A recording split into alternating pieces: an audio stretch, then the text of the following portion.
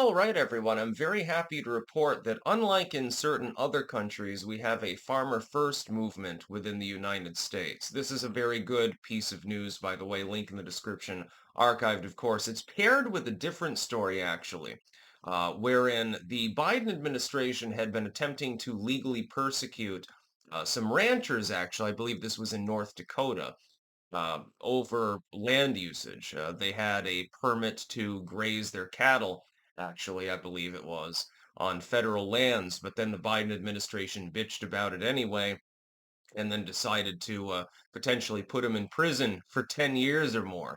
And the Trump administration has just come out and said, nah, don't worry, that's not going to be a thing. We're dissolving the case effectively. They dropped the charges. You have an administration now that is trying to ramp up production across the board, domestic production. Now, part of this is agricultural. That's what we're mainly going to be talking about here. Part of it's automotive, technological, etc. Trying to export things instead of consistently always importing them, actually. With regards to agriculture, that is the backbone of any country. Nobody really technically needs a car, for example.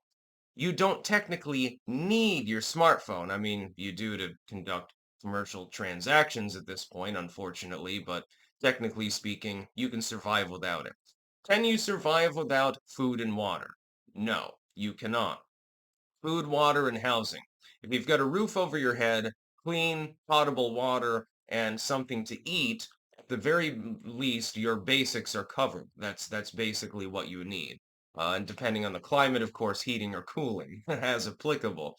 And it's a little bit different down in Razor Fist land down in Phoenix than it is up here in Vermont. Let's put it that way. Those are the things that you need. Those are your basic survival things. And we export a great deal of food, but it's also heavily tariffed. And farmers in the United States have been run roughshod over mainly by the US government over time. Yeah, have you ever read Grapes of Wrath, for example?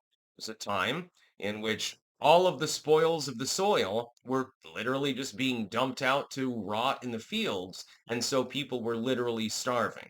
And it's a very sad book, which is why your English teacher probably forced you to read it along with Great Gatsby and other such wonderful classics. You know, The Sound and the Fury, other very very sad, morose works. Fucking hated that shit.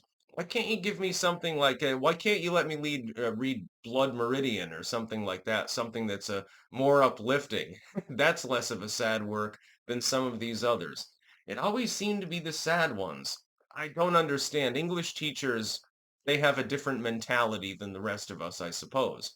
But Trump as a farmers first movement. The Department of Agriculture is now seeking to, rather than escalate legal cases against people that are growing things or grazing cattle or something or raising chickens, they're seeking to protect them. This is something that we haven't seen in quite some time, and I think that it's refreshing. Our farmers are the backbone of the United States. If we do not protect that industry proactively, what you're going to end up with is nothing more than commercial farming and imports. Well, those aren't as healthy. Those aren't as good as people growing victory gardens, people doing home farming, people doing small scale organic gardening and things like that, like I do. Those things are much more healthy. The food is healthier. It's ironically more environmentally conservative, by the way. Liberal NIMBYists will never understand this because they have housing authorities that tell them to spray their lawn with chemicals to make it grow faster and then mow it down every other day. It never made a whole lot of sense to me. You should be growing butterfly gardens and stuff like that instead. The Trump administration has actually done the opposite, by the way, of other countries. You saw in the Netherlands, for example, this happened when I was there. I saw one of the tractor protests myself in Enschede. You had an entire uprising of farmers. They formed a political party and became the largest party in the legislature, necessitating the exit of the prime minister. There was a reason for this. They were trying to confiscate, I can't remember how many hundreds of thousands of acres of farmland, but a significant amount.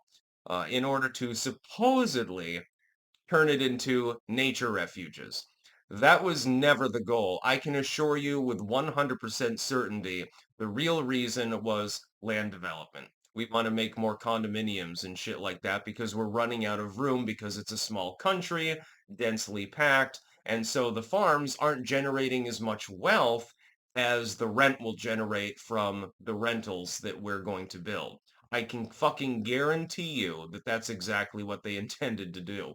It wasn't about trying to save the environment. None of this is. None of the environmentalist NIMBYist movement isn't about the environment, it's about money. Carbon credits and carbon taxes and land development, stuff like that. It's literally just about making money. It has nothing to do with trying to save the environment. They're well aware of the fact that their own words are bullshit, for example. But there was literally a party that sprung up in the wake of the actions of that administration in the Netherlands that was singularly dedicated to saving the farms. No confiscation, leave us alone. We're growing your goddamn food. We're the second largest food exporter in the world, despite our tiny size. You might want to leave us alone because that does actually bring in money and people do actually have to eat. When you consume it domestically, of course, you can lower the cost even further. And it's a lot better than having to import it from some third world nation. The United States needs to take up the same basic line, so I support Trump completely in this. The concept is that if you protect the farmers, you protect the ranchers, you protect people who are making, home farms, gardens, things like that, and you have more food production, well, that's food that you don't have to import. That just makes sense. And I hate to tell you this, but there could come a time in which we have some major economic downturn, or we have some major diplomatic crisis, a war or something like that, in which we need to produce our own food. Students in schools should be encouraged to garden, for example. They should be encouraged to learn how to grow things, how to pot up plants, transplanting, grafting, things of that nature. Even if it's only growing a handful of beans, it's more than nothing now, isn't it? You can still eat them. That's what we should be teaching students. We should also be teaching them how to actually write and read. Cares that that's a dying breed as well at this point, unfortunately. How to make a letter, how to file your taxes. That would be maybe a little bit more useful than Holocaust studies now, wouldn't it? That's about all. Peace out.